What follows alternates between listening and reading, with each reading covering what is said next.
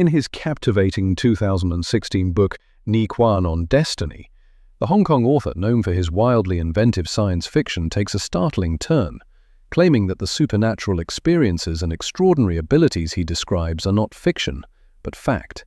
In the book, he recounts mysterious events he witnessed or participated in, offering a rare glimpse into what he believes is the reality of superpowers. So, what superpowers did he encounter? In martial arts novels and films, Qigong practitioners demonstrate their ability to levitate, creating the impression of floating in mid-air. They leap across rooftops and effortlessly glide along walls, seemingly defying gravity.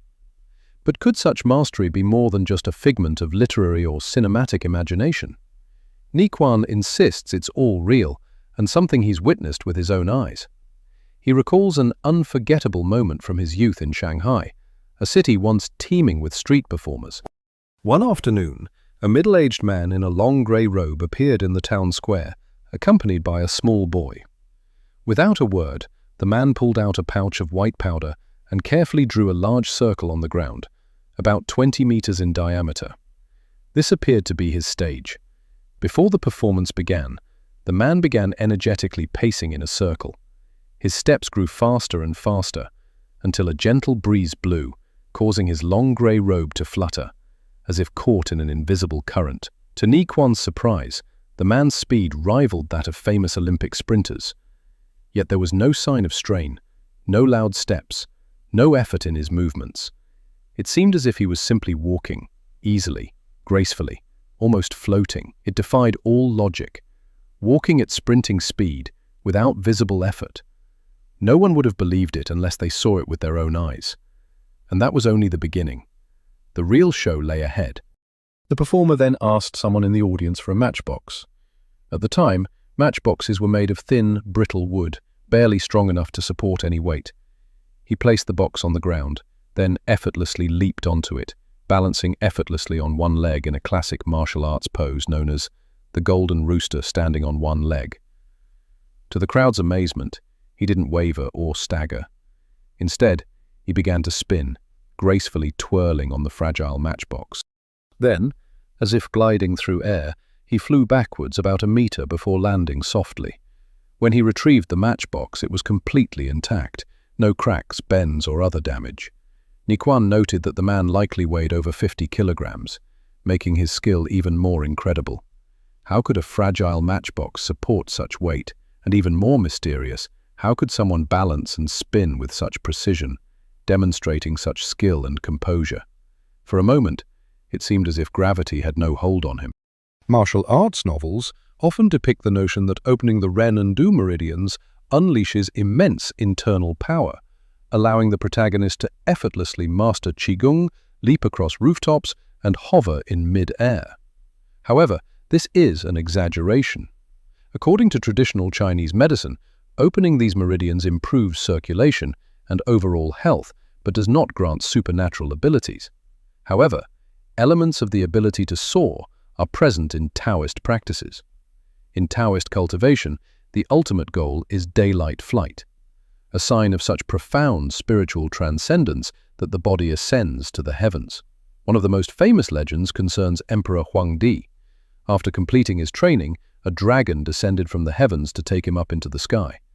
At the moment of his divine ascension, he became the first Taoist immortal in Chinese history. So, what does the ability to soar actually mean? And how, according to tradition, can one begin to cultivate such a state? Taoist practice places particular emphasis on the movement of energy through the 8 marvelous meridians and the cyclical rotation of internal energy, known as the minor and major circulations. According to tradition, once the major circulation is fully realized, the body can become so light that it begins to float. The precise methods and the time required to master them remain closely guarded secrets of Taoist schools. Different sects offer different interpretations and techniques, each with its own path to this incomprehensible state. Given these principles, it is likely that the performer was not just an artist, but a high-level Taoist. His next demonstration confirms this, when he demonstrated the legendary ability of instantaneous movement. The next moment, the performer demonstrated a remarkable Taoist technique known as the 5 Ghost Teleportation. He placed a flower pot in front of the audience and invited several children to fill it with soil. He then buried a seed and covered the pot with a cloth. A few seconds later, he lifted the cloth, and to everyone's amazement, the seed had already sprouted. Each time he repeated the ritual, covering and uncovering, the plant grew noticeably taller. Soon, a delicate vine twined around the pot, and a small yellow flower blossomed. Someone in the crowd recognized the flower as a cucumber, and the performer confirmed this with a smile. And suddenly, after another lifting of the cloth, a fresh cucumber suddenly appeared on the vine. The performer plucked it, sliced it into thin slices, and shared them with the audience. Even young Ni Kuan tried a piece and found it crisp and fragrant. Finally, the performer covered the pot one last time. When he lifted the cloth again, the cucumber plant had completely disappeared, leaving behind only the original pot of soil. The audience was perplexed. Where did the cucumber come from, and where did it go? Could a performer use only the power of his mind to make a seed instantly germinate, like the legendary Sun Chulin? To their surprise, the performer revealed the secret. The cucumber had been borrowed from a neighboring garden. When the audience turned to look, they saw that the garden was right next door. This raised another question. If he could move objects undetected, why couldn't he use this ability to steal gold coins from a bank? Such a power could have made him unimaginably wealthy. Why was he performing outside instead? The performer seemed to anticipate the audience's curiosity and explained that 5 Ghost Teleportation, Ugui Banyun, is a Taoist technique that allows one to instantly transport oneself or another object from one location to another. He explained that this technique relies on borrowing objects through the agency of invisible spirits called 5 ghosts. These spirits impose strict rules. Anything borrowed must be returned within a certain time limit, or the borrower will face severe consequences. Later, Ni Kuan met an elderly man who confirmed that 5 Ghost Teleportation was once a common skill among traveling performers in northern China.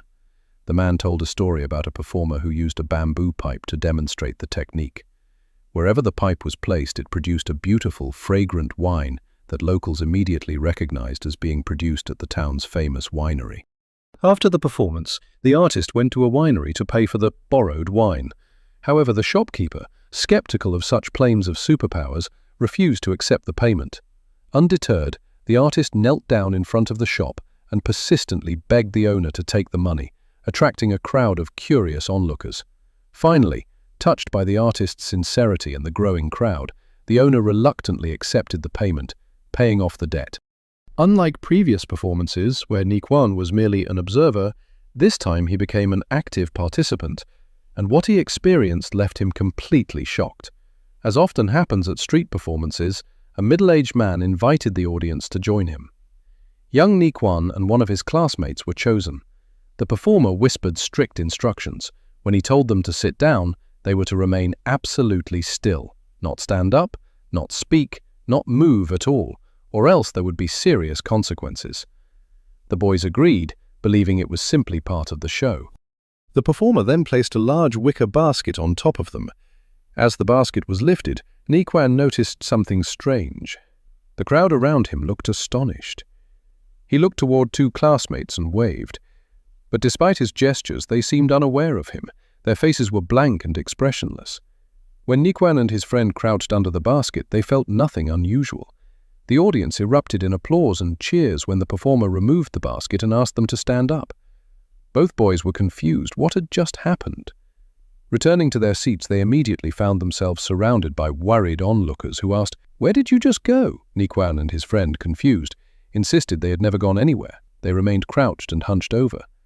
But no one believed them. To the onlookers, the boys had completely disappeared. Was this a form of Taoist illusion magic, a legendary technique of invisibility?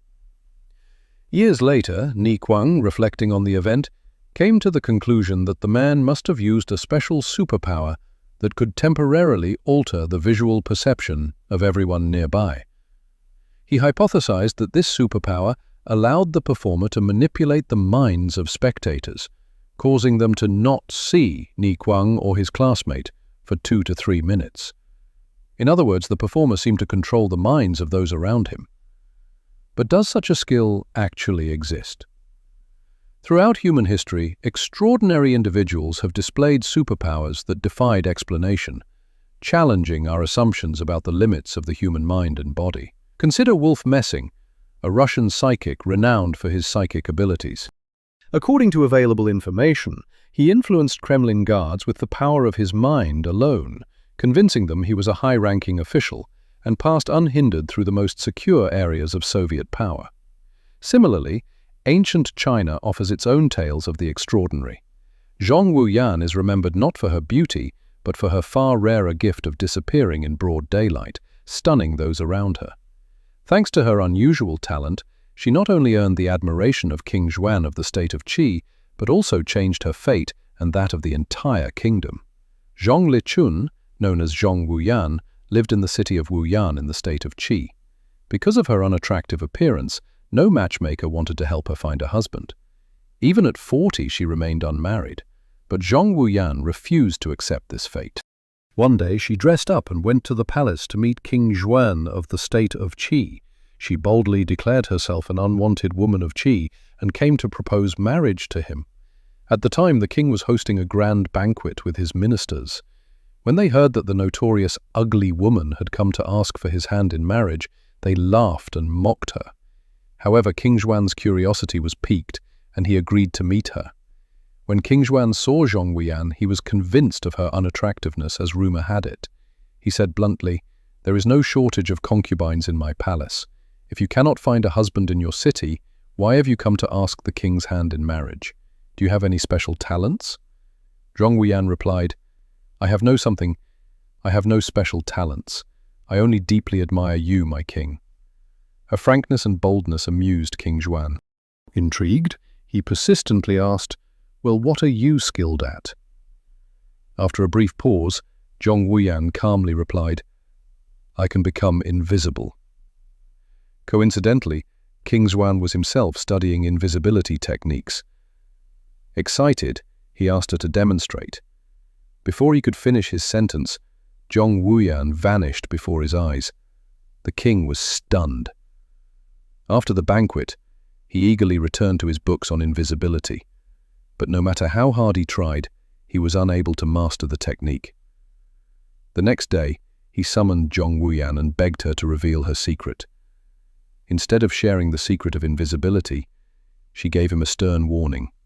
His reign was in grave danger. She outlined 4 dangers she believed the kingdom faced. Hearing her wise analysis, King Xuan was deeply moved.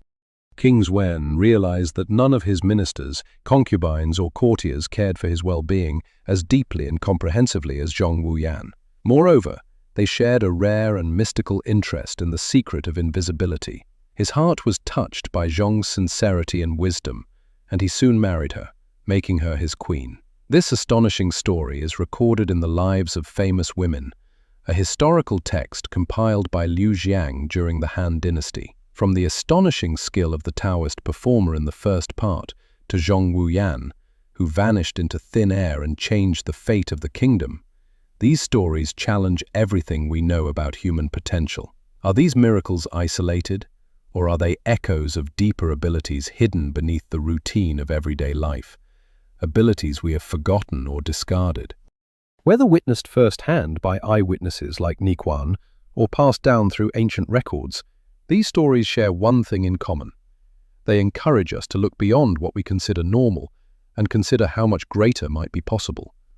The real question is not whether such superpowers exist, but what might awaken within us if we begin to believe in them. The extraordinary may not be far away, but right here, it may just be waiting for us to recognize it.